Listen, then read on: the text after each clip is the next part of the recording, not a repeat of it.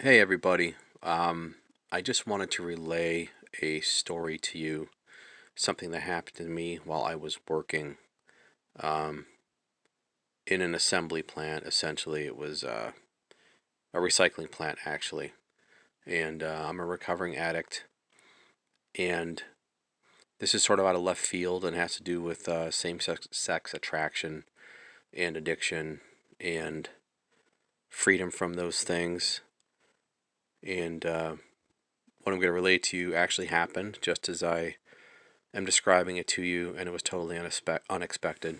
So take it for what you will. I was working, like I said, in a recycling plant, and working on the line, and giant sheets and shards of cardboard are coming up the line. You got to pull them off the line and shove them down the chute and the whole thing. And it's, a 10-hour thing. And I was taking a class at the time, a couple days a week. And again, this is coming back from a devastating addiction.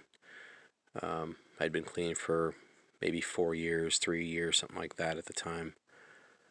And just doing my thing, thinking about my class. And again, I know this is out of left field, but just please take it at the word. Um, Working, and all of a sudden I just get a calm about me. A real calm comes over me. And it's not because I had been on drugs or drinking, anything like that. A calm came over me, and I got this understanding, and it had to do with same-sex attraction.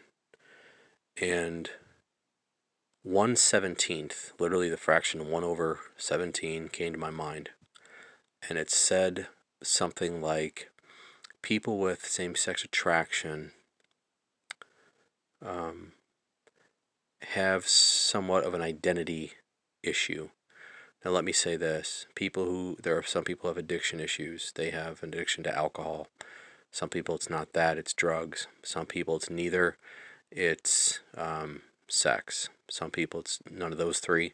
It's pride. Some it's not any of those. It's arrogance. Everyone has a standout issue somewhere.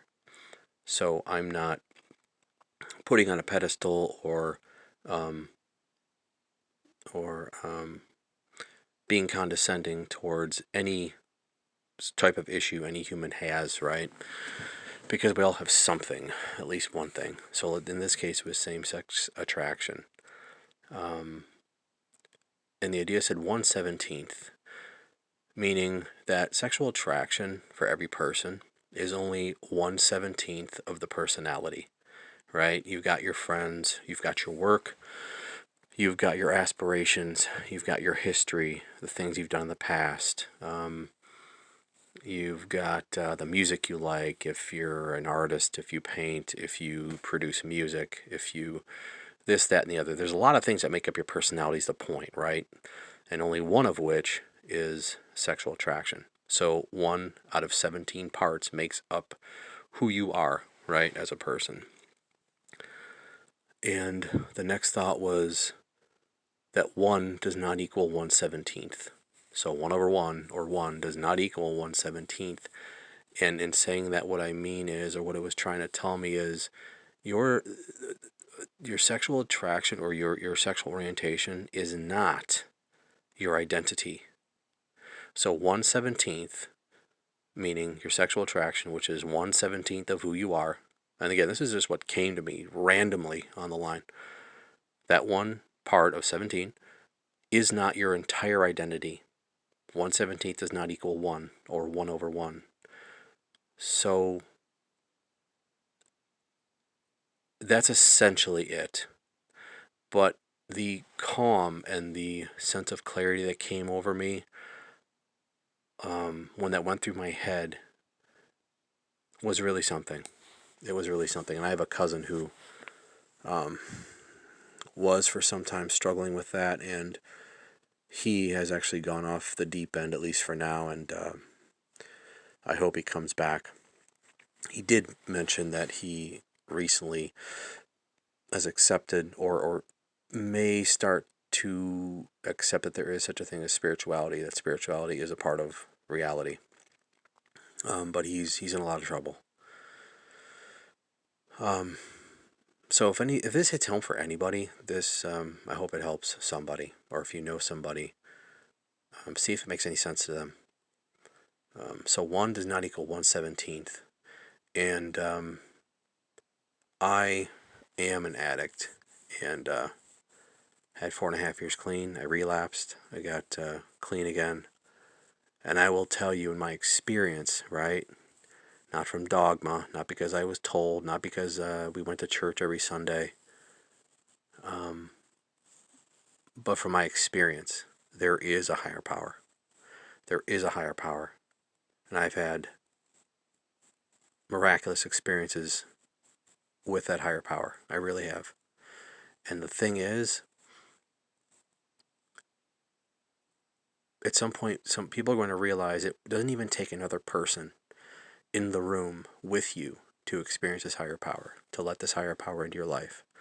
It doesn't even take another person, right? A lot of people are into science. Oh, I like science. I trust science.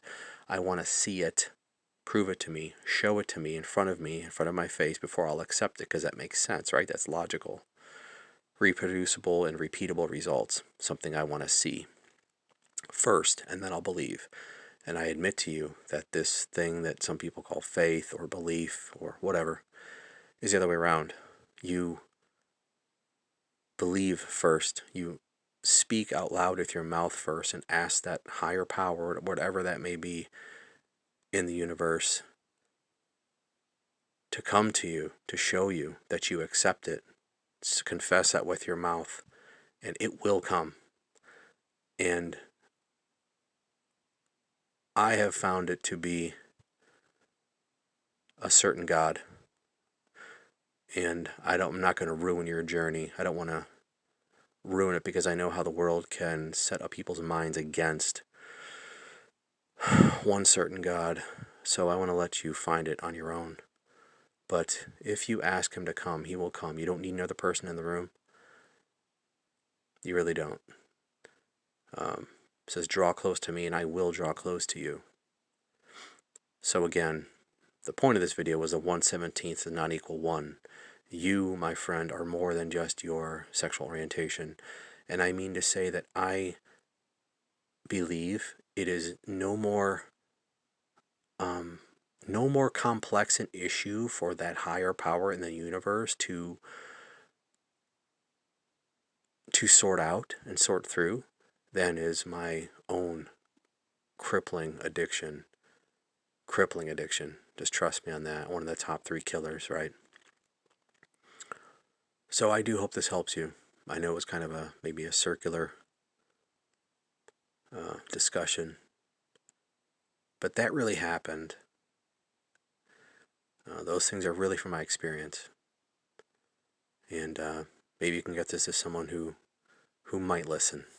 Thank you.